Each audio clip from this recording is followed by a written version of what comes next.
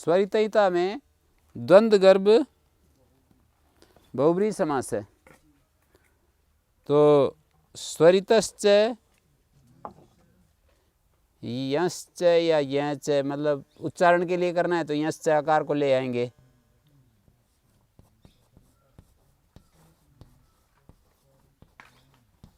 ये उच्चारण के लिए हमने आकार मान लिया, वैसे ये है, ये केवल यहाँ का उच्चारण नहीं हो पाएगा तो इसलिए यश्च कह दिया। स्वरित यं, और इसका इत शब्द के साथ इच्च इच्च इतौ एक से स्वरित यौ इतौ यस्य। अन्य पदार्थ में क्या लाएंगे? धातु। स्वरित इत है जिसका, ये इत है जिसका, इत शब्द दोनों के साथ जुड़ रहा है।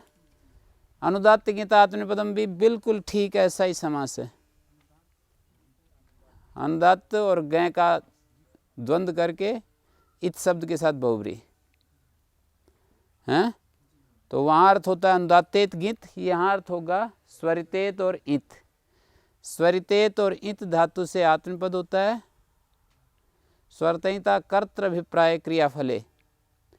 कर्तृभिप्राय का अर्थ है कर्तारम अभिप्रयति कर्तृभिप्राय, क्रियाफलम क्रियाफलम। कर्ता उपपद रहते कर्तारम अभिप्रयति, ये तो इसका विग्रह है। जैसे हम कहते हैं ना कुंभम करोति, उस तरह से है ये। कर्तृ उपपद रहते कर्तृगस, ये जो अम विभक्ति है जब वो प्रत्यय लाते हैं तो षष्ठी में बदल जाती है। कर्तृकर्ण कृति, कर्तृगस अभिप्रय इन धातु से अण प्रत्यय हो गया है। णित होने से ई को वृद्धि, एचो एवाया प्र अभि अकासवर्ण दीर्घा, प्र और आय को अभिप्राय बन गया ना। उपपदमतिंग समास है ये, उपपद का समास हो जाता है। उपपद में समास होने से इसका सुपो धातु प्रातिपदिक लुक हो गया। तो कर्तृ जमा अभिप्राय इको एंडची, ये अ के पर रहते री को इको एंडची करेंगे तो ये शब्द कर्तृ अभिप्राय बनेगा। ठीक हो गया। इसका अर्थ, शब्दार्थ समझ में आ गया होगा। कर्ता को यदि क्रियाफल मिल रहा हो, कर्तारम अभिप्रयति क्रियाफलम। यहाँ कर्तृभिप्राय का, जैसे कुंभम करोति, कुंभकार क्या चीज है? वो व्यक्ति है कुंभकार। मतलब कुंभम करोति, करोति क्रिया का कर्ता कौन है? एक व्यक्ति। यहाँ पर भी कर्तारम अभिप्रयति, अभिप्रयति क्रिया का कर्ता कौन है? मैं ये कह रहा हूँ जैसे कुंभम करोति, करोति क्रिया का कर्ता वहाँ पर कुम्हार है ना, व्यक्ति है कोई। तो यहाँ कर्तारम अभिप्रयति, अभिप्रयति क्रिया का कोई कर्ता तो होना चाहिए ना, है?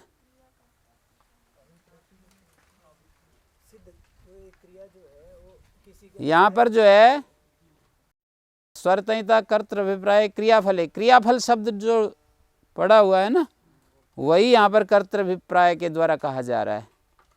कर्तारम अभिप्रयति क्रियाफलम, जैसे कुंभम करोति कुंभकार कश्चित पुरुषो विद्यते, तथा अत्र कर्तारम अभिप्रयति क्रियाफलम।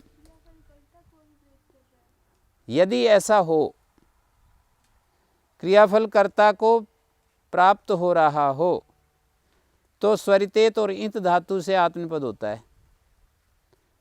स्वरितेत और इंत धातु से आत्मनिपद होता है। उसकी कंडीशन क्या बता रहे हैं?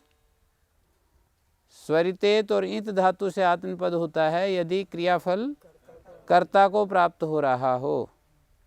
क्रियाफलम क्रियाफलम कर्तारम अभिप्रैति। हाँ, जो कर्ता को मिलने वाली क्या चीज? क्रियाफल। क्रिया का जो फल, क्रिया जिसको लक्ष्य करके प्रारंभ की जाती है वो क्रिया का फल कहा जाता है। जिस उद्देश्य से क्रिया आरंभ की जाती है उसको क्रियाफल कहा है। लाभ आदि प्रयोजन नहीं। यस्य अर्थस्य प्रसिद्ध्यर्थम आरभ्यन्ते पचादयात् तत्प्रधानम फलम तेसात् न लाभादि प्रयोजनम। जैसे कि कोई सेवक रोटी बनाता है रसोई में और वो वेतन लेता है, तो वहाँ पर जो है क्रियाफल, क्रिया का जो फल है वेतन, वो बनाने वाले को मिल रहा है, तो आत्मनिपद करोगे या नहीं करोगे? नहीं करेंगे। क्योंकि क्रियाफल यहाँ पर जो पचन क्रिया है उसका जो फल है वेतन लाभ। हाँ, मतलब ऐसा समझो कि जो मुख्य प्रधान जो फल है यस्य अर्थस्य प्रसिद्ध्यर्थम आरभ्यन्ते पचादय। पचादि क्रियाएं जिस अर्थ को सिद्ध करने के लिए आरंभ की जाती हैं। किस अर्थ को सिद्ध करने के लिए पच क्रिया आरंभ की जा रही है? कि भोजन मुझे मिले। हैं? तत्प्रधानम फलम तेषां, वो प्रधान जो फल है उसको यहाँ फल कहा है। न लाभादि प्रयोजनम, लाभादि के लिए, जैसे कोई लाभ के लिए देवदत्त कोई पचन क्रिया कर रहा है, वो लाभ के लिए नहीं कर रहा है। देवदत्त पचन क्रिया भोजन मुझे मिले या दूसरे को मिले। जो मैं भोजन पका रहा हूँ वो भोजन मुझे मिले या दूसरे को मिले। हैं? जैसे याज का यजंती, इससे और ज़्यादा स्पष्ट हो जाएगा।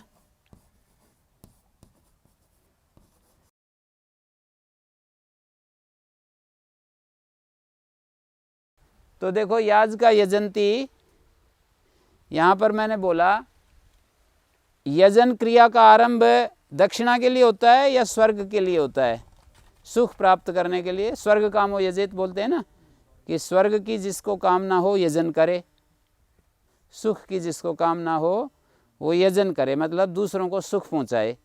जिसको सुख की कामना है वो दूसरों को सुख पहुँचाए, ये अर्थ है इसका। तो याजक यजन करते हैं, यहाँ पर उनको दक्षिणा मिलती है याजकों को। यजमान भी यजन करता है, याजक भी यजन करते हैं, पुरोहित भी यजन करता है और यजमान भी यजन करता है। तो यजन करने की जो क्रिया है वो किस उद्देश्य से की जाती है? स्वर्ग मिले या दक्षिणा, मैं दक्षिणा बांटूंगा इसलिए मैं यज्ञ करूं? स्वर्ग के लिए, मतलब जो करने वाला याजक है उसके लिए तो दक्षिणा, उसका लाभ, दक्षिणा का लाभ उसको प्राप्त होगा। पर वो तो ठीक है, पर यजन का जो मुख्य उद्देश्य है स्वर्ग की प्राप्ति के लिए। हाँ, तो यजमाना यजते और याज का यजंती, ये दो व्यवहार होते हैं। यजमान जो है,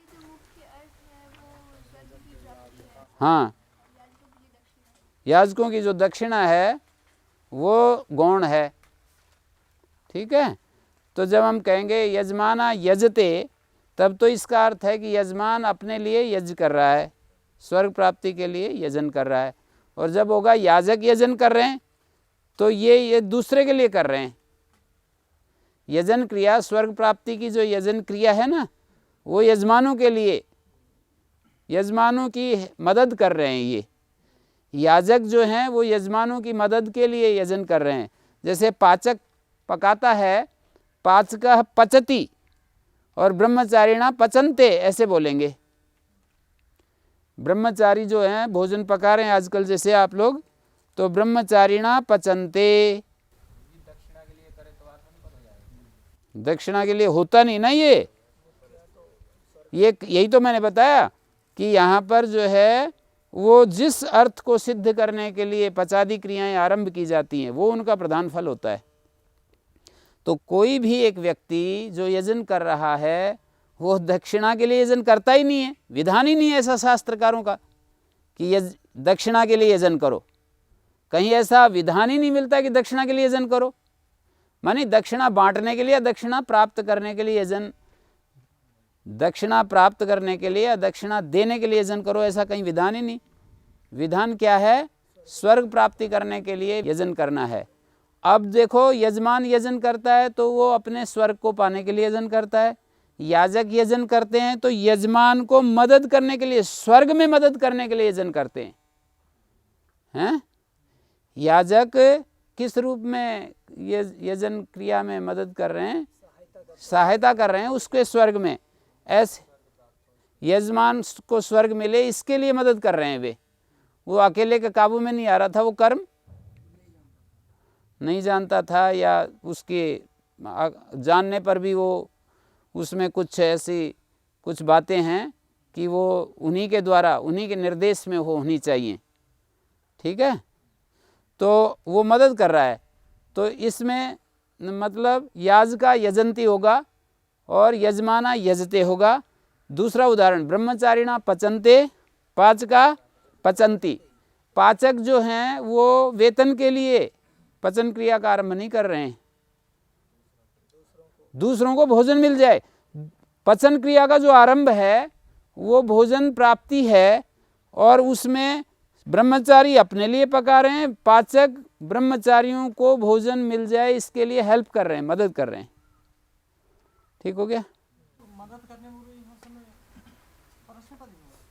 हाँ, जब भी उस क्रिया, वो जो उभयपदी धातुएं होती हैं वहाँ उभयपदी, कुछ धातुएं ऐसी होती हैं जो केवल परस्मैपदी हैं, तब तो सब जगह परस्मैपदी होगा।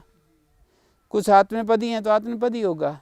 जैसे हम हर समय उपकार करें, सहयोग करें, हाँ, दूसरों को तो उपकार कर रहे हैं, फल तो उनको मिल रहा है, हाँ, लेकिन एक फल तो हमको भी मिलेगा। मैं कह रहा हूँ व्यवस्था पाणिनि ने जो धातुओं की बनाई है उस पर ध्यान दीजिए।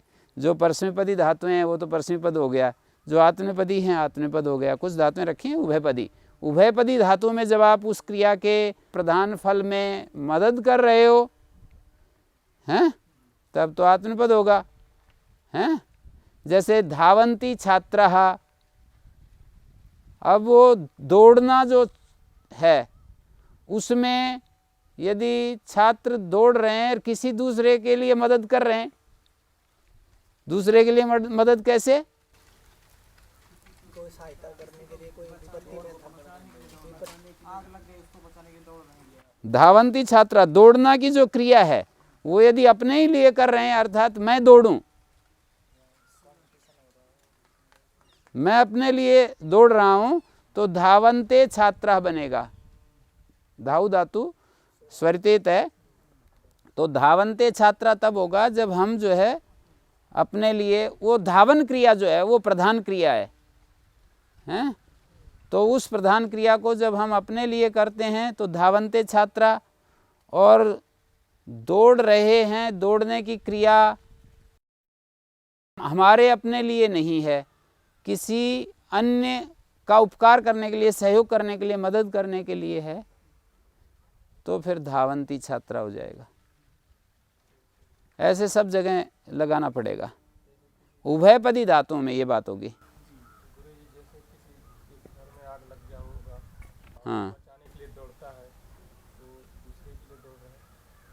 हाँ, दूसरे की मदद करने के लिए दौड़ रहा है।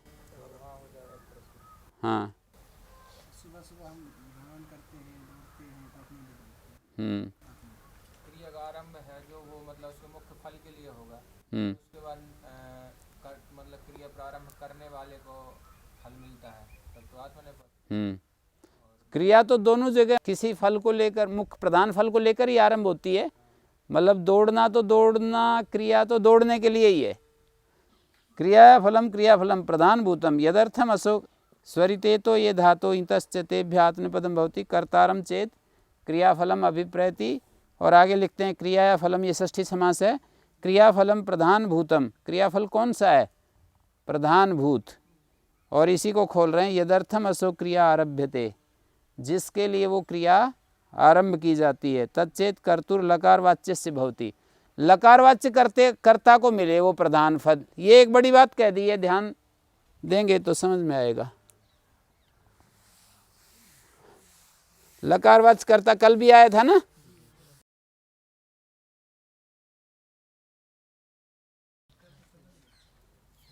देखो यज धातु से ये जो लट लकार आया ये कर्ता में आया, ये जो लकार वाच्य करता है इस वाक्य में क्या है? लकार वाच्य क्या है? यजमान है।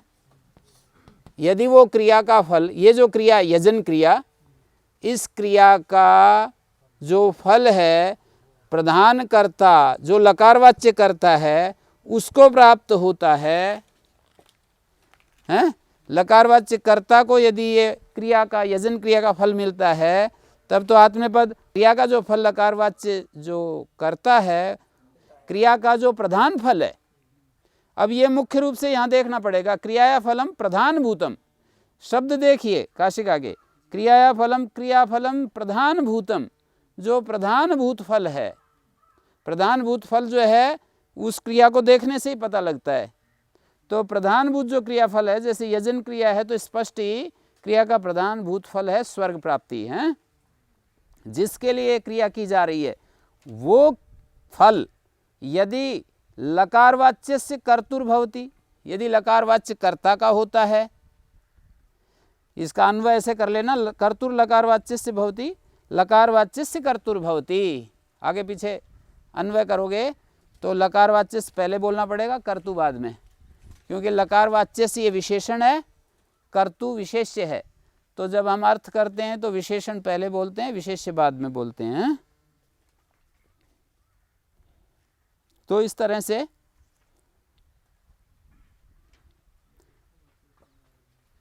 जब वो लकार वाच्य कर्ता का होता है, कौन? क्रिया का जो प्रधान भूत फल है, क्रिया फलम प्रधान भूतम, जिसके लिए वो क्रिया आरंभ की गई, लकार वाच्य कर्ता का यदि हो, और यदि वो प्रधान भूत फल लकार वाच्य कर्ता का न हो, ठीक है, जैसे याज का यजंती। अब यहाँ यजन क्रिया का जो फल है वो याजक, लकार वाच्य कर्ता कौन है? याजक है, याजक को नहीं मिल रहा। वो जो प्रधान भूत फल है ना यजन करना, वो याजक को नहीं मिल रहा। मतलब स्वर्ग को उद्दिष्ट करके यजन करते हैं और वो जो स्वर्ग प्राप्ति है वो इसको नहीं मिल रहा है, याजक को नहीं मिलेगा स्वर्ग, बस उसको दक्षिणा मिलेगी, हैं? स्वर्ग नहीं मिलेगा उसको। मतलब उसने एक क्रिया की, उसके बदले में उसको पारिश्रमिक मिल गया, बस खत्म बात।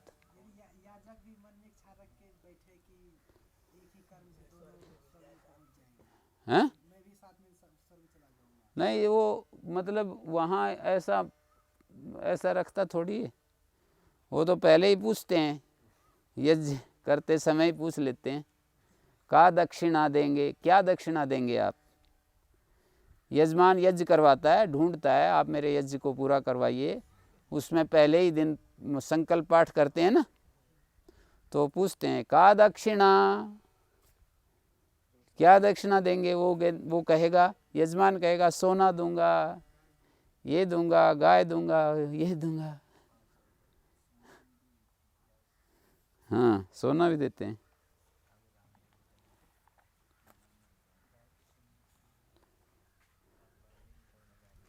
तो ऐसे ही जैसे सुई अभिशवे है, अभिशव करना किसी चीज का, वो लकार वाच्य कर्ता को यदि अभिशव का फल मिल रहा है तब तो आत्मपद हो जाएगा।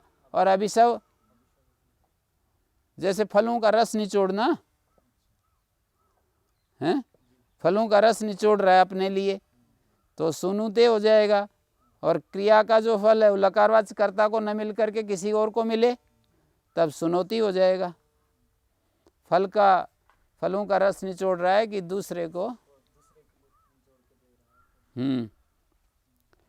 कुरुते करोति, कोई भी क्रिया जो है वो लकार वाच्य कर्ता को मिले, लकार वाच्य कर्ता कहने से ज्यादा समझ में आएगा।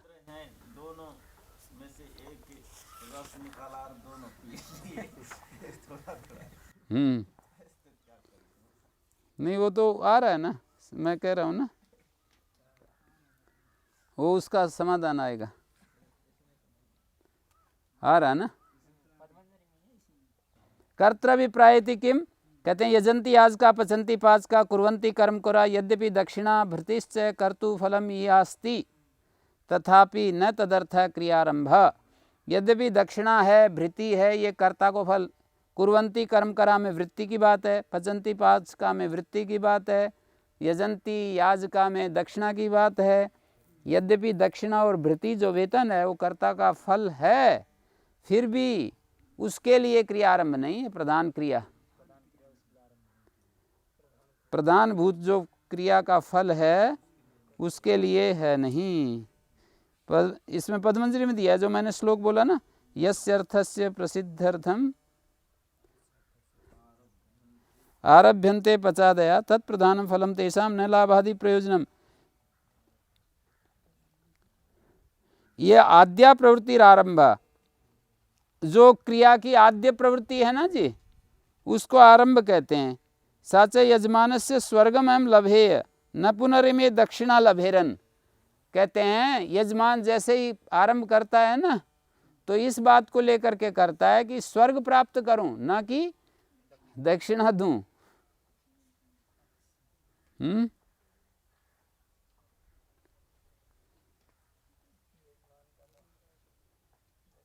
जैसे कोई अवघात करता है, चावलों को तुष रहित करता है।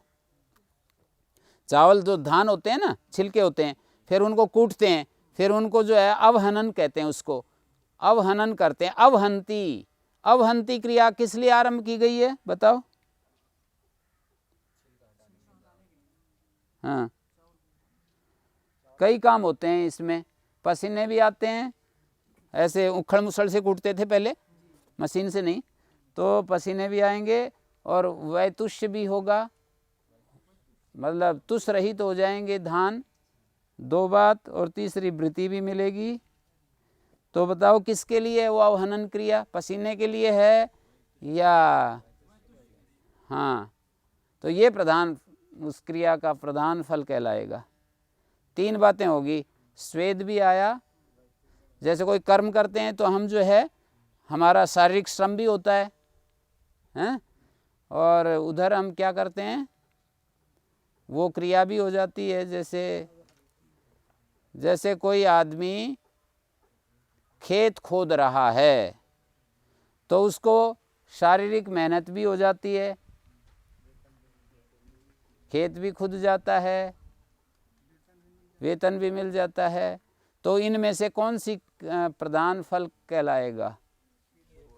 खेत का खोदना प्रधान फल कहलाएगा। अपना व्यक्ति अपना ही खेत में कर रहा है तो वेतन की बात नहीं है, पर कोई एक व्यक्ति कर रहा है, वेतन मुख्य थोड़ी होगा। पर खन धातु तो उभयपदी नहीं है, इसलिए वहां खनती ही बोलते हैं, चाहे वो अपने लिए खोदे चाहे दूसरे के लिए खोदे।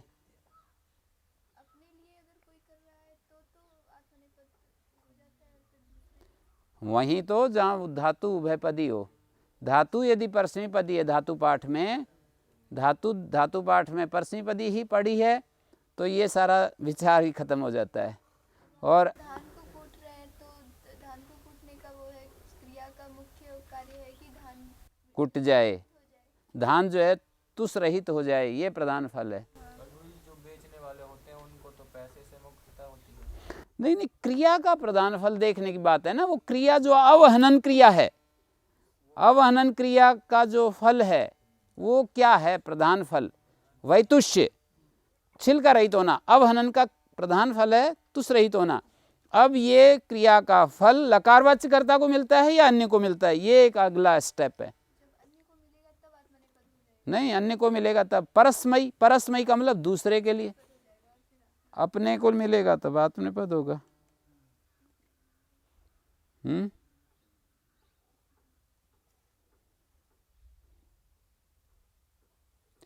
तो यहाँ आपका जो स्वामी दासौ पचता मावस्य में एक उदाहरण आता है।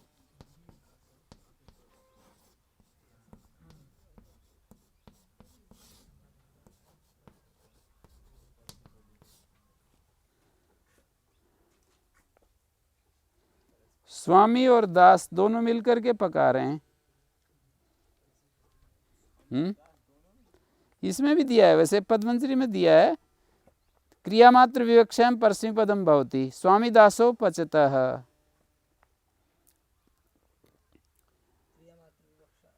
क्रियामात्र विवक्षा में परस्मैपद होता है, और यहाँ पर लिखा है कि स्वामी गते धर्मे दासे आरोपिते स्वामी दासो पचेते, ये भी हो जाएगा। विवक्षा के ऊपर है कि हम क्या विवक्षा कर रहे हैं। देखो इधर स्वामी दासो पचता और स्वामी दासो, ये कैसे हुआ? ये तब हुआ, स्वामीगत जो धर्म था, स्वामीगत धर्म को दास में आरोपित कर दिया।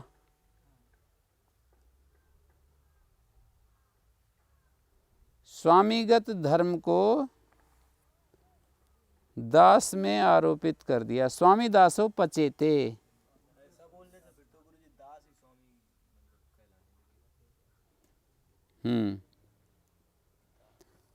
स्वामीगत धर्म को दास में आरोपित कर दिया तो दोनों स्वामी बन